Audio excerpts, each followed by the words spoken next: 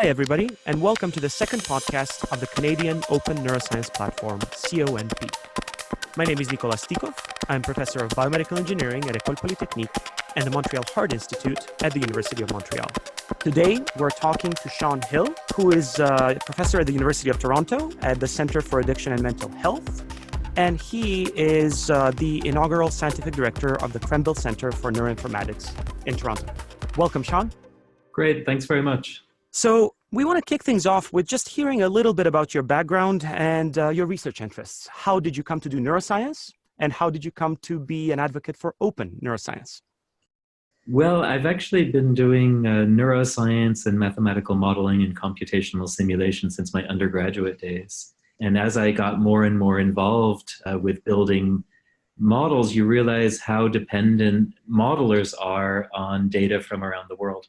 And what a challenge it is to find that data when it tends to be locked up inside of papers. So part of my time has then kind of focused on neuroinformatics and all the efforts around how can we kind of change some of the practices in the neuroscience community to make data findable. How do we discover it? How do we know what's out there? How do we access it? How do we use it? How do we reuse it? All of these FAIR principles that are so often talked about, to me, are very much just necessary to do the science. Thank you. I guess for you, when you hear the phrase open science, the first thing that comes to mind is open data. Yeah, it is. I think that open data is a big part of it, but I think also really thinking about how do we make the work that we do open and visible and reproducible. And there are a lot of challenges around that. But I think that, certainly the most common output of scientific work is publication.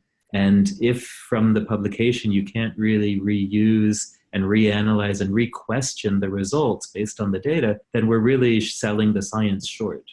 Can you tell us a little bit about your role in the CONP, in the Canadian Open Neuroscience Platform? I'm actually serving as the chair of the End-user Committee. And really what we're looking for is very concrete examples of how would scientists from around Canada, and particularly those involved in the CONP, but also the broader community, how would they like to use the Canadian Open Neuroscience Platform? What are the specific uses that they would envisage? What are some of the data sets that they have that they would like to share? What are some of the use cases for this platform so that we can make sure that we're really addressing real users? So in a way, you're reaching out to Canadian scientists looking for examples of open science. Absolutely.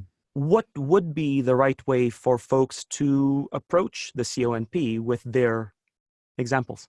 Well, we've actually had a number of ad hoc emails just saying, "Hey, I heard you're looking," and I certainly welcome that. So certainly to my email address, and as well to the CONP website.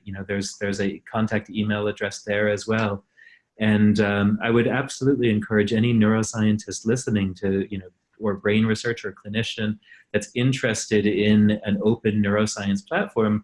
To step forward and offer their examples of how they would envisage this platform being used. It doesn't mean that we're guaranteeing that we'll implement a solution for them, but we really want to know what's the range of uses out there, what's the range of data that people really want to share. We have a 3-year mandate with the CONP.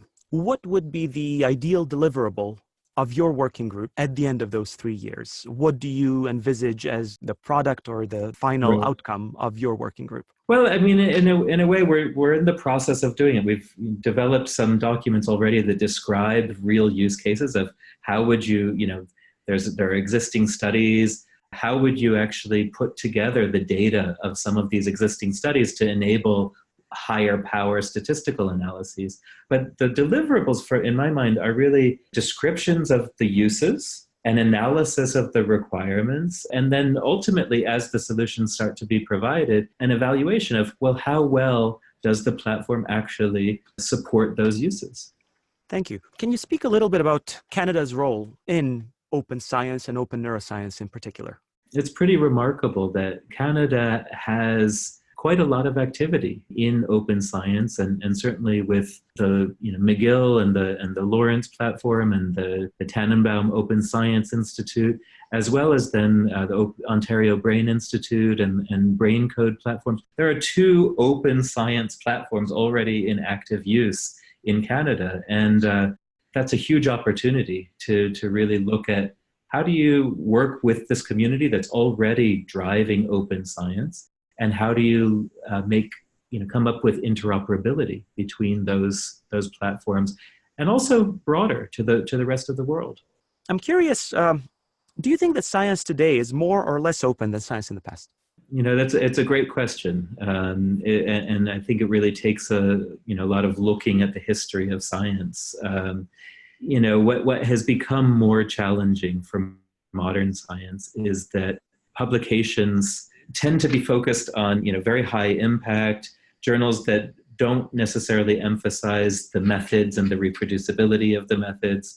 I think in the early days of science, it was much more crucial to provide a detailed account of how did you achieve something and what did you see. Now it's become a little bit skewed to what was the major new insight that you found, and what pushed the field forward, and a little bit less on, well, how exactly did you do that, and how can I reproduce that, and this type of thing. So, there is pushback on that. I think there's a lot of efforts now in terms of open access publishing and data publications and some of these platforms that are emerging to enable reproducible. I think we've been highly influenced by the whole incentive structure that really optimizes for these somewhat closed, high impact publications. It kind of leads into my second question here, which is, what do you think is the biggest obstacle to open science at the moment? One of the things that is the most blatant obstacle is there are still a huge number of publications that are behind paywalls. And if you think about, yes, within a university environment, your university tends to pay the subscription fee, and so you tend to get access. But there are millions of people around the world that are interested, want to gain from this knowledge that's been generated, and they hit these paywalls. And I think that that's a tremendous barrier. So I think open access is absolutely essential to getting the whole world engaged in and science. Probably open access is just a part of the puzzle, because then you have transparency in the peer review process, or possibly pre-registrations, lots of other aspects of open publishing that are not only about the access.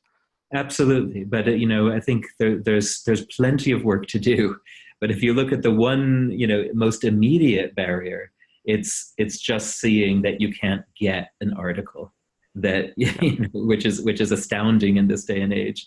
And then of course there are all of the rest of the issues that a PDF, which is the current form of getting articles, it's a terrible way to share scientific data and knowledge, and it locks up the ability to reanalyze or to question the results. It locks it up in this very static structure, which is really a relic of publishing.